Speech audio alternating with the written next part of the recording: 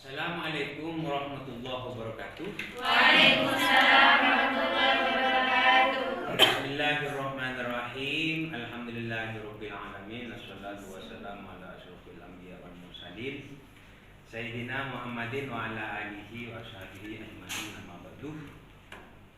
Alhamdulillah, pada pagi hari ini kita ditakdir oleh Allah berjumpa, bersua di dalam Thalabul Ilmi. Kami kebetulan oleh Fakultas Agama Islam Universitas Nurul Jadid diberi untuk mengampu mata kuliah Etika Ekonomi Islam. Mata kuliah ini sebagai syarat wajib bagi mahasiswa untuk mengikuti atau sebagai syarat di dalam mata kuliah di dalam semester 2 ini. Karena itu merupakan kewajiban, maka saudari harus mengikuti perkuliahan ini sebanyak 16 tatap muka. Seperti yang kita ketahui bahwa bisnis itu merupakan salah satu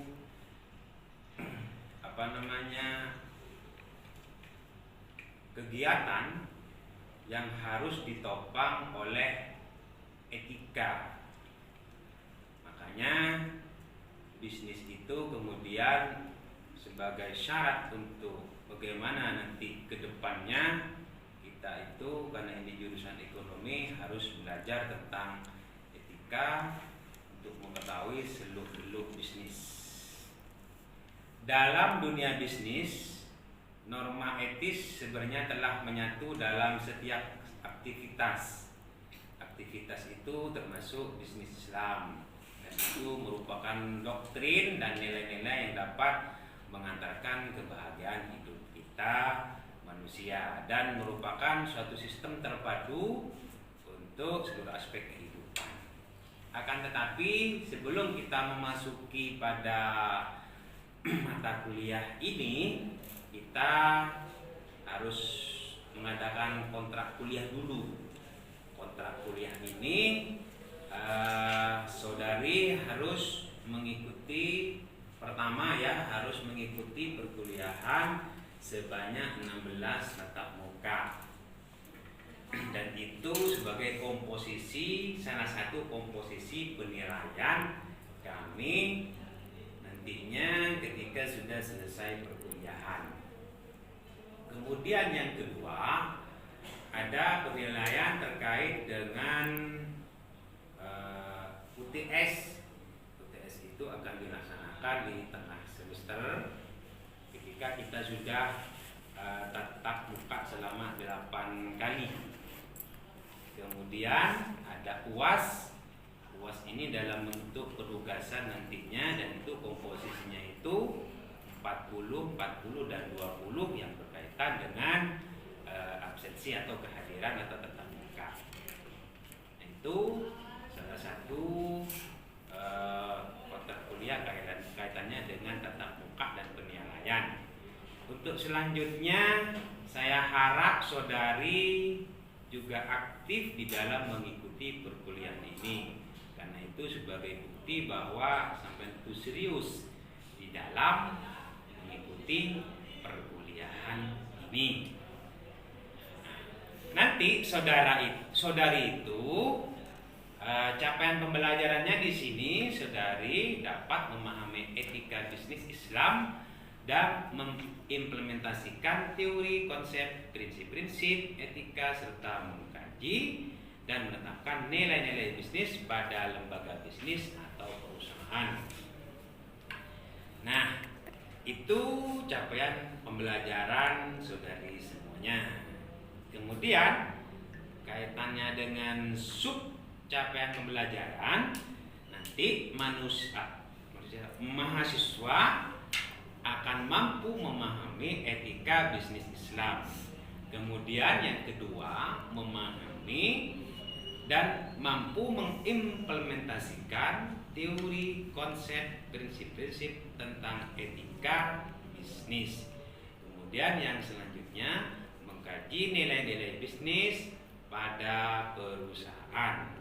Kemudian mahasiswa mampu menetapkan nilai-nilai bisnis pada lembaga bisnis atau perusahaan. Nah, ini adalah capaian-capaian pembelajaran yang akan saudari terima nantinya. Melihat dari deskripsi mata kuliah ini akan dikaji tentang diskursus seputar etika bisnis dari berbagai perspektif baik Islam maupun Barat. Pembahasannya itu nanti meliputi hakikat etika bisnis, prinsip-prinsip yang etika bisnis yang konvensional, etika bisnis produksi, distribusi, dan konsumsi. Kami nanti akan mengirim RPS ya. RPS tahu ya? Nah, RPS itu rencana pembelajaran semester. Nah, itu nanti di situ akan dikaji berbagai macam materi-materi yang akan kita bahas sebanyak 16 tatap muka, termasuk di situ UAS dan UTS. Nah, kemudian di situ saudari kaitannya dengan uraian materi ya, itu dapat dilihat di slide ya. Itu di situ ada pendahuluan tentang kemudian konsep atau definisi etika, sejarah, manajemen, kemudian etika, manajemen etika, prinsip-prinsip, dan peran etika meliputi produksi, konsumsi, dan distribusi. Itu secara umum gitu ya. Nah, itu nanti di breakdown di dalam berbagai macam materi-materi itu sebanyak 15 di sini. Jadi kita nanti pas ya untuk kaitannya dengan materi-materi yang berkaitan dengan etika ekonomi Islam ini. Kemudian di sini nanti ada uraian, tes, dan tugas itu harus buat artikel dan disubmit ke jurnal ya.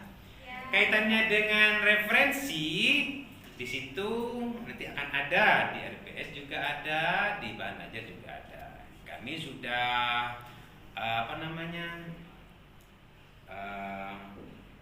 mempunyai buku yang dikarang oleh saya sendiri tentang etika ekonomi Islam. Itu bisa nanti di-download di Google Scholar ya. Itu bisa dilihat di sini. Nah, ini daftar referensinya, salah satunya itu Kaberten, kemudian tentang pengantar etika bisnis, peran Marxis Suseno, Sony Keraf, dan lain sebagainya. Begitu.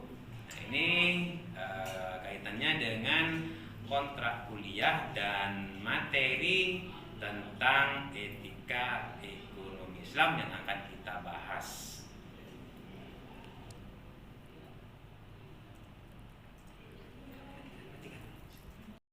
Baik, assalamualaikum warahmatullahi wabarakatuh. Waalaikumsalam warahmatullahi wabarakatuh. Alhamdulillah kita sudah memasuki pada sesi kedua dari pertemuan kita ya. Jadi kemarin saya itu menerangkan tentang kontrak kuliah. Jadi pada awal kita bertemu itu menerangkan tentang kontrak kuliah ya.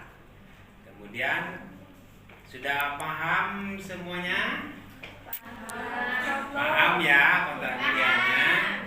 Jadi saya harap saudari itu betul-betul mengikuti perkuliahan secara optimal, maksimal, dan serius. Tapi santai gitu ya. Gitu ya. Nah, kalau sudah bisa dipahami, RPS-nya sudah diterima? Sudah, Pak. Sudah dibaca? Sudah. Baik. Apakah ada kesulitan terkait dengan referensi? Iya, dikit-dikit, Pak. Nah, dikit-dikit. Coba. Siapa itu? Mbak Ayu. Mbak Ayu. Itu di mana masalahnya Mbak Ayu tentang referensi?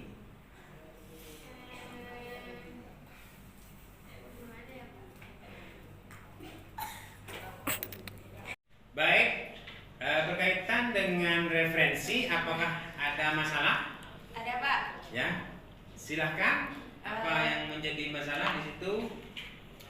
Ketika itu, Pak, mau nulis di footnote, kan di artikel itu harus ada footnote-nya. Jadi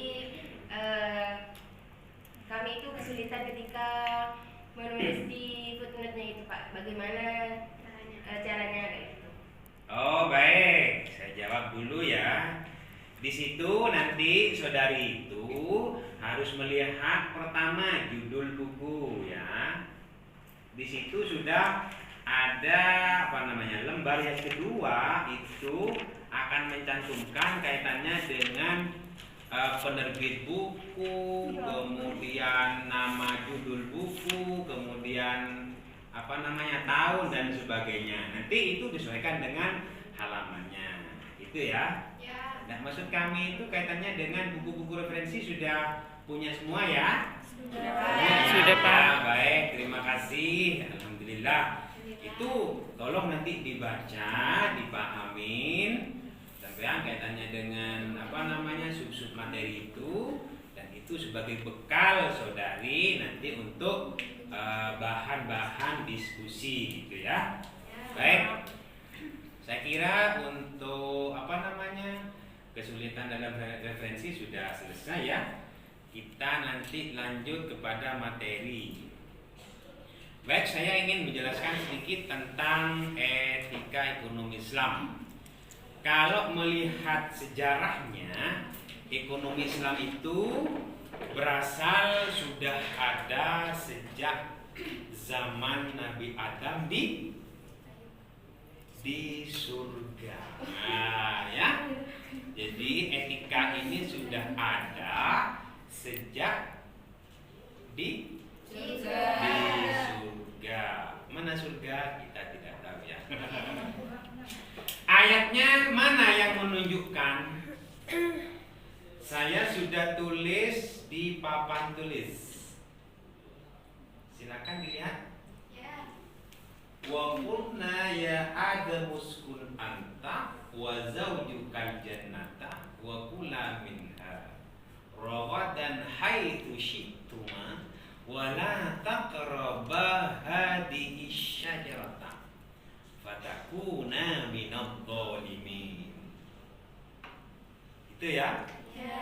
Jadi etika itu menurut ayat ini, kalau saya artikan dulu ya, wa kunna ya Adam uskun anta, wa kunna, dan berkata kepada kami, ya Adam, wahai Nabi Adam, uskun, diamlah kamu Nabi Adam, anta, kamu, wa zaujukal jannata, dan istrimu. Siapa di situ? Hawa. Siti Hawa. Ya. Siti Hawa. Jadi istrinya Nabi Adam itu Siti Hawa ya. Wa zawjukal jannatah, di mana? Di surga. Wa kula minha ragadan haitsu syi'tuma. Makanlah apa-apa yang kamu suka. Jadi Nabi Adam itu disuruh makan di surga apapun sesukanya. Jadi haitsu syi'tuma itu haitsu syi'tuma. Syi'tum, apa katanya kamu, keduanya. Tapi di sini ada frame. Ada frame yang setelah koma di situ wala taqraba. Ya. Wala taqraba, dan jangan kamu dekati. Nah, dekat saja jangan, apalagi sampai melakukan. Ini kata-kata wala taqrabu ini sama dengan ayat wala taqrabuz zina. Nah, ya. Ingat itu? Ya. Ini kata-katanya sama loh ya. Kata-katanya sama. Wala taqrabu, dan jangan kamu dekati. Dekat saja jangan, apalagi melakukan. Kalau dalam wala taqrabu itu, misalnya ini sampean ya, kalau dalam misalnya kayak pacaran, tidak boleh itu pacaran itu. Karena apa? Karena itu sudah melakukan, bukan taqrabu lagi itu. Ya. Nah ini dekat aja jangan, apalagi sampai melakukan. Jadi frame ini adalah bentuk dari suatu etik, dari bentuk ajaran syariat bahwa etika itu harus ada di situ. Hadhihi syajar, ini pohon. Jadi dekat saja kepada pohon itu tidak boleh. Bagaimana kalau sampai melakukan itu? Fatakuna minal zalimin, maka kamu menjadi orang yang zalim. Apa zalim itu? Sulukut thoriq ghairul maksud, menjalani perjalanan tidak sesuai dengan yang seharusnya. Nah, artinya itu apa? Itu melanggar ajaran syariat. Namanya zalim. Baik, itu ayat yang berkaitan dengan sejarah etika ya. Jadi saudari sudah paham ya bahwa etika itu sudah ada sejak zaman Nabi Adam. Coba Mbak Husnul, silakan baca ayatnya. Mbak Husnul. Ya, alhamdulillah minasyaitonirrajim. Bismillahirrahmanirrahim. Wa qulna ya Adam uskun anta wa zawjukal jannata wa kula minha ragadan haitsu syi'tuma wa la taqraba hadhihi syajarata fatakuna minadh dhalimin. Terima kasih Mbak Husnul. Wah, ini suaranya Mbak Husnul ini sangat tartil ya. Memang di Al-Quran itu diajarin yang namanya tartil. Warattilil Qur'ana tartila. Tartil di sini itu membaca Al-Quran dengan tajwid dan tadabburi ma'ani. Terima kasih Mbak Husnul. Silakan saya minta satu lagi biar apa namanya ya, menghujam bahwa sejarah etika itu ayatnya sampean sudah paham betul kaitannya dengan ayatnya itu ya. Silakan Mbak Nafisa. Bismillahirrahmanirrahim. Wa qulna ya Adam uskun anta wa zawjukal jannata wa kula minha ragadan haitsu syi'tuma wa la taqraba hadhihi syajarata fatakuna minadh dhalimin. Terima kasih. Coba bareng-bareng biar apa ya? Biar yang paham betul. Karena kalau bareng-bareng itu insyaallah akan mengakar bahwa etika itu sudah ada sejak zaman dahulu. Baik, silakan 1, 2, 3. Bismillahirrahmanirrahim. Wa qulna ya Adam uskun anta wa zawjukal jannata wa kula minha ragadan haitsu syi'tuma wa la taqraba hadhihi syajarata fatakuna minadh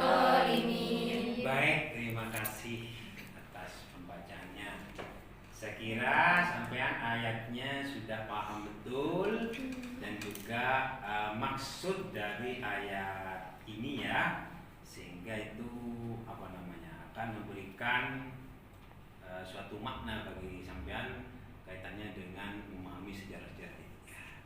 Oke, selanjutnya saya menerangkan tentang apa sih etika itu.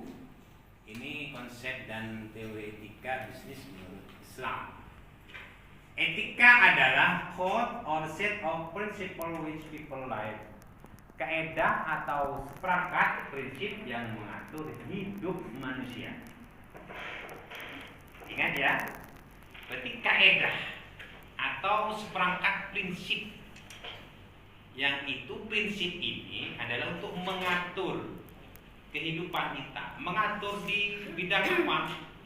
Ya semua lini kehidupan sesungguhnya.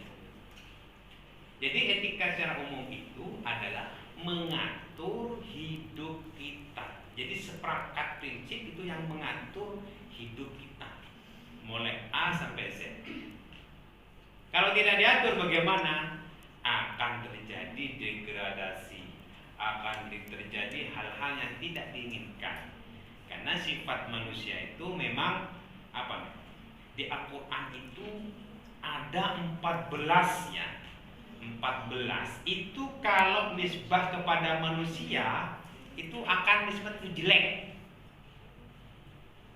Jadi Al-Quran kalau sudah berbicara manusia itu jelek.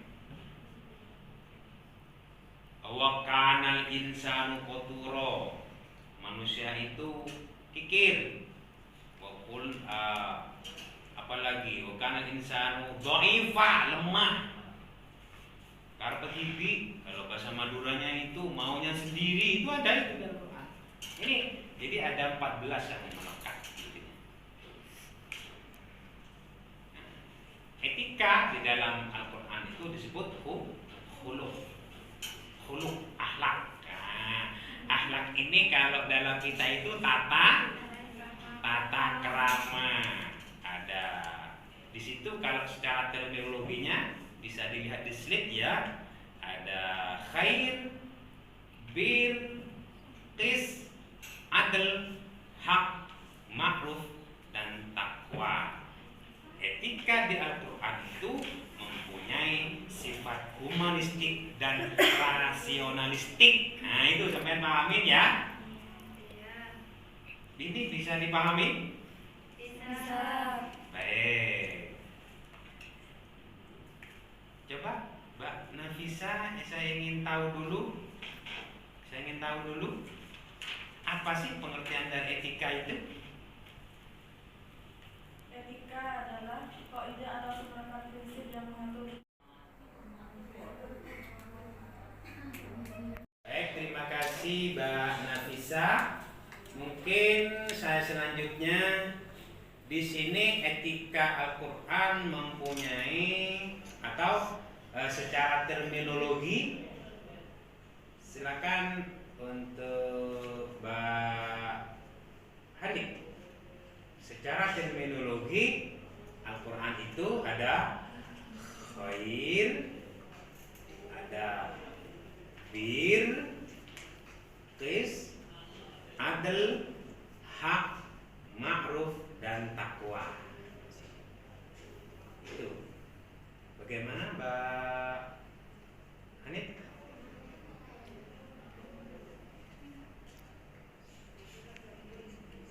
Secara terminologi, satu, ada khair, ada khair, ada bir, ada bir, ada qis, ada qis, adl, hak, hak, ma'ruf, dan juga ma'ruf, takwa.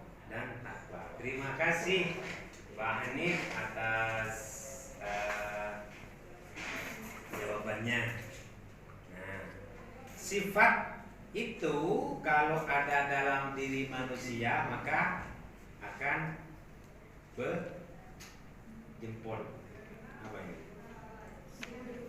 Bagus, baik, dan menjadi, kalau dalam Al-Quran itu insan Kamil. insan kamil itu insan yang sempurna.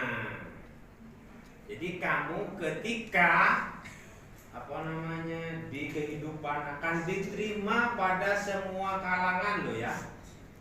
Saya yakin kalau sampai mempunyai sifat-sifat ini, khair, bir, adil itu kan khair itu yaitu baik ya. Karena begini, sifat santri itu ada 5 ya. Ada 5. Kalau kita bredel satu-satu itu ada yang namanya hurufnya itu ada 5 ya. Pertama sin. Apa sin itu? Sabikul khairat. Silakan, karena ini tidak ada di slide, sampean bisa tulis ya. Sabikul khairat ya, sin yang pertama.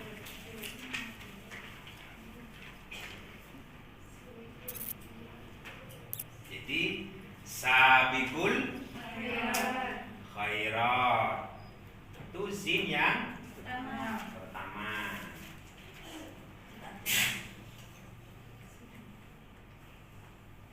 Apa artinya? Berlomba-lomba dalam kebaikan. Kemudian sin yang kedua, sin non ya, sorry non. Naibun anil masyayikh. Naibun anil masyayikh. Naibun anil masyayikh itu artinya pengganti ulama, atau di sini kalau secara umum itu adalah pemimpin. Ya. Naibun anil masyayikh itu adalah pengganti pemimpin.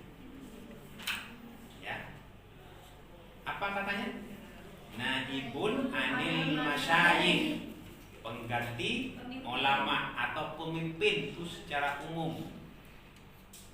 Jadi sin tadi itu adalah kamu berlomba-lomba dalam kebaikan. Jadi kalau ada kebaikan kamu akan berlomba-lomba itu. Sedekah, melakukan kebaikan, membantu orang, beretika, itu salah satu itu sabikul khairat. Naibun anil masyayikh, karena kamu itu nanti menjadi pengganti, maka dipersiapkan secara betul. Ya, kamu dipersiapkan secara betul itu. Apanya? Manajerialnya, leadernya, bagaimana jadi sosok pemimpin, bagaimana nanti mengayomi masyarakat dan lain sebagainya. Itu penting. Karena apa? Karena kamu punya non. Nah, ciri non itu ya. Naibun anil masyayikh. Paham ya? Itu non. Sin non tak. Apa itu? Tak. Tarkul ma'asi. Tarkul ma'asi itu artinya itu meninggalkan maksiat. Maksiat itu sesuatu yang dilarang oleh agama. Ya, sesuatu yang dilarang oleh agama. Maksiat kecil maupun maksiat besar, impactnya itu adalah menjauhi dosa besar ataupun dosa kecil. Ya, itu ya. Oke. Yang selanjutnya, karena apa? Sampean kalau melakukan dosa itu impactnya itu kepada kita. Contoh, saya bilang ke sampean ya, ini kan bermaksiat ini. Kamu jelek. Contoh ini ya, mohon maaf ini. Kamu jelek. Secara filosofi, ini tunjuknya kemana ini? Ke kamu kan? Telunjuk hanya satu. Tapi yang 4 kan ke saya ini. 1, 2, 3, 4. Berarti yang jelek itu saya dong. Kan itu. Kamu jelek. Itu yang 4 kembali ke kita. Iya kan? Itu filosofinya. Gak ada kamu jelek, gak ada. Yang ada itu kan telunjuk. Telunjuk itu kan menunjukkan nunjuk ke sesuatu. Gak ada kamu jelek, gak ada. Gitu ya. Paham ya? Makanya maksiat itu nanti seperti itu. Saya bilang kamu jelek, saya sudah bermaksiat, sudah. Itu masuk hakul adami. Hak-hak. Saya harus minta maaf ke sampean. Kalau saya sampean tidak memaafkan ke saya, maka saya akan dosa terus. Itu ya. Itu ya, filosofi itu. Kembaliannya. Makanya takul maasi, ya, meninggalkan maksiat. Itu nun. Setelah itu rodin angkis millahi, rela, ridho, rela atau ridho, angkis millahi, ketentuan-ketentuan dari Allah Subhanahu wa ta'ala. Jadi kamu tuh nerima, rela itu nerima apapun yang Allah kasih kepada kita, baik itu musibah, baik itu nikmat. Kalau nikmat kita bersyukur, kalau musibah itu kita sabar. Angkismillah itu ketentuan baik ataupun buruk dari Allah. Semuanya kan dari Allah semua, atau? Misalnya sampean dijadikan orang kaya, ya alhamdulillah, ditakdir oleh Allah, tapi kita berusaha ya jadi orang kaya. Makanya berusaha itulah salah satu jalan bagaimana kita itu menuju kesuksesan.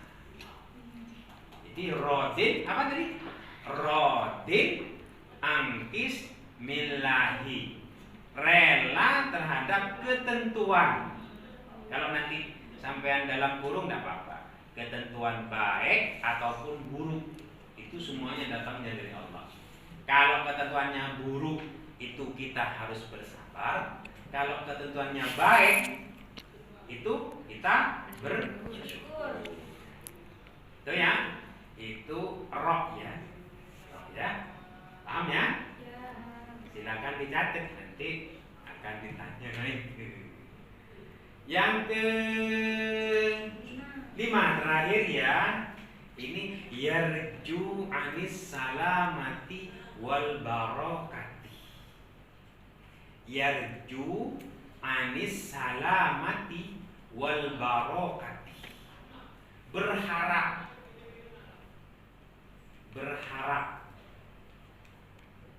anis salama, keselamatan wal barokati, dan keberkahan. Ya, salama itu bisa diartikan kesentosaan juga bisa ya. Bisa, tidak apa-apa. Itu bisa diartikan gitu. Jadi yarju berharap keselamatan, kesentosaan dan keberkahan. Yarju anis salamati wal barokati, dan keberkahan. Ini sampean dalam kurung fid dini wa dunya wal akhirah. Nah, gitu ya. Jadi berharap kebaikan dunia, di dalam agama, dunia dan akhirat. Itu yang paling penting. Jadi kita berharap bagaimana kehidupan dunia nanti itu kita jadi sejahtera, hidupnya barokah, manfaat kepada orang. Barokah itu khairun ilahiyun la ya'malu bihi illallah, gitu ya. Baik, nah ini sifat-sifat etika yang ada di dalam Al-Qur'an ya.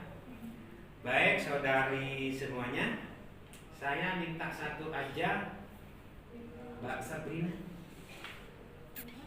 Apa arti dari sin, Mbak Sabrina? Lomba-lomba dalam kebaikan. Ya, bahasa Arabnya itu sabikul khairat. Terima kasih Mbak Sabrina. Pak Nur? Tak, apa itu tak?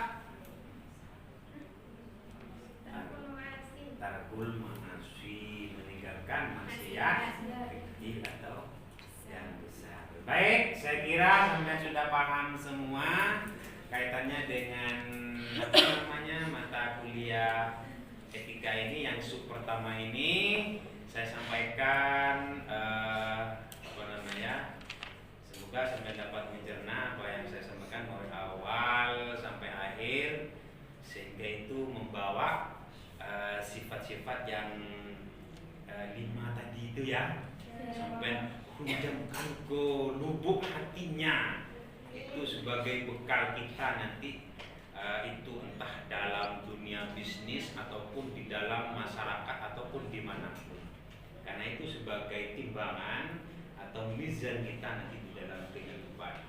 Orang akan melihat itu semua. Kalau sampai sudah mempunyai sifat-sifat itu, insya Allah sampean kamu akan jadi baik, ya. Makanya kamu sering bilang ke orang itu, kamu baik, artinya 4 dong ke kita. Nah, gitu ya. Kamu 1 baiknya, saya 4. Nah, gitu. Sering-seringlah kamu bilang, kamu baik, kamu itu penyabar, berarti saya 4 sabarnya, kamu 1. Paham ya? Baik, gitu. Baik, saya kira itu cukup ya untuk kuliah hari ini. Semoga mendapat keberkahan ilmu yang bermanfaat. Baik, demikian dari saya. Semoga itu menjadi bekal kesembilan. Kami tutup dengan pembacaan hamdalah bersama-sama. Alhamdulillah.